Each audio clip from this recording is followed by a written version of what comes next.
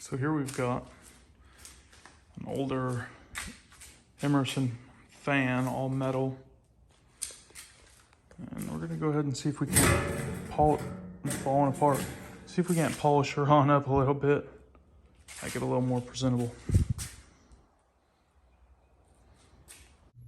Come on, you're watching the Uncle Mike YouTube channel. Stick around.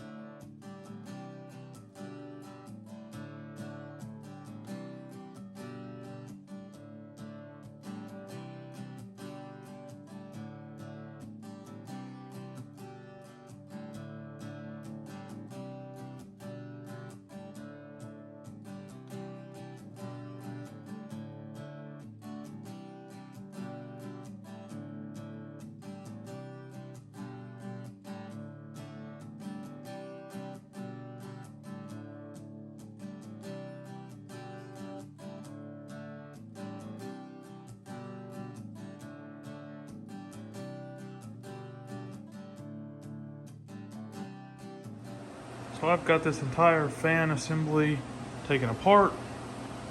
Where was it? Well, my GoPro died. There it is. This piece is broke off. So I'm gonna weld that back together. And then that's what the actual, it mounts in here. And then it's the rod that mounts in the bottom of the motor housing. So put that in there. I'll get this welded up. I'm gonna take all this stuff and I'm gonna go sandblast everything, and then it'll be time to prep it and reassemble it. But it's just not ideal to reuse those. There's just junk, wires falling apart. So I'm gonna rewire this stator.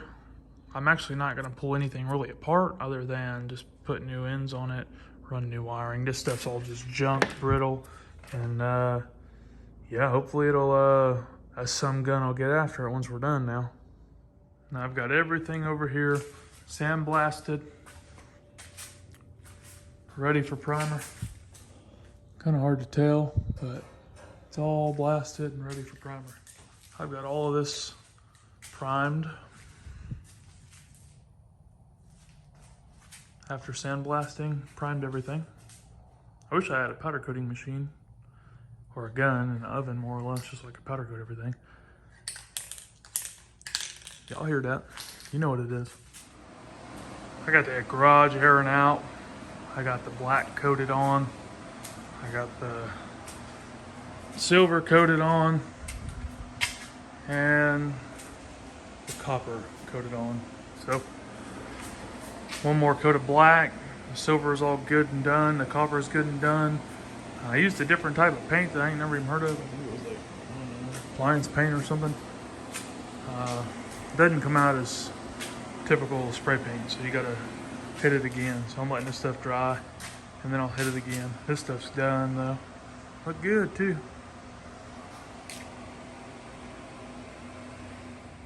I can't do nothing without Martha coming up here and supervising, but put this data plate back on here and we'll start final assembly on this thing.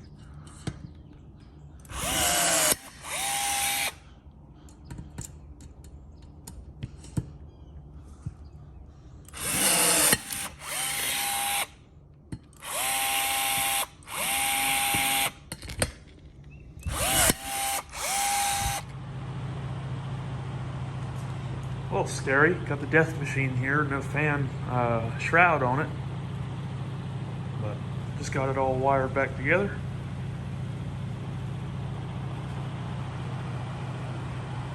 I think I'll move some air now. Pretty slick.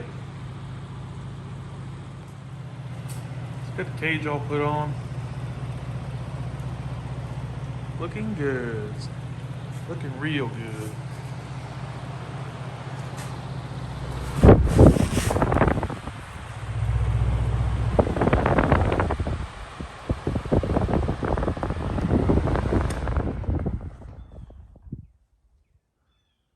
What do y'all think?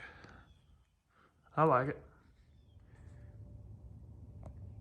Definitely a cool look. This thing probably uses about half the power my house uses, but she'll get on to ripping here.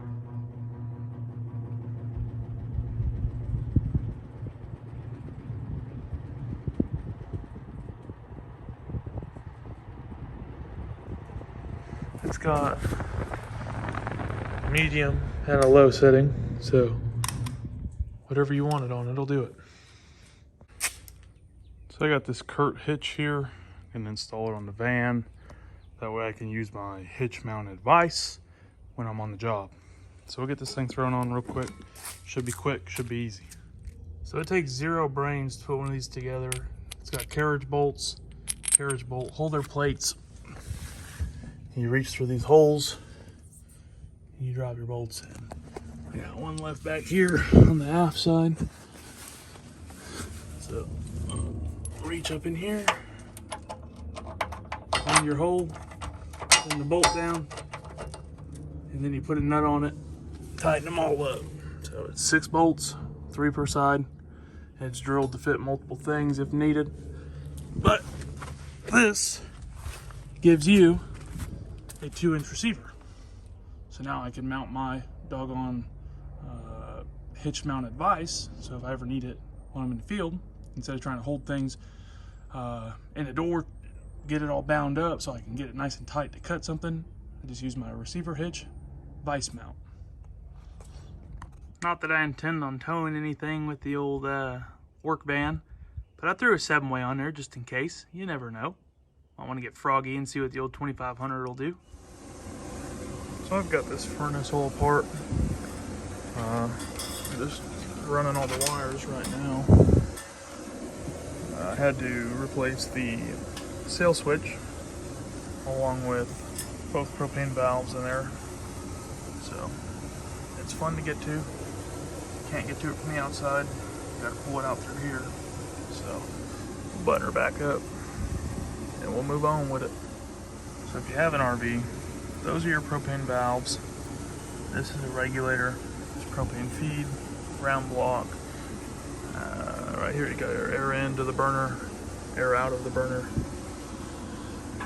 That's your igniter lead. Red's your fan power. Then what's yellow goes to your valves, brown goes to your valves, blue is a sensor. So you go right here, this goes to a thermal cutoff on the back because the fan stays running after shutdown. So once this sensor senses that it's cool enough, it'll shut the fan off. And you heard me talk about a, what do you call it? Sail switch.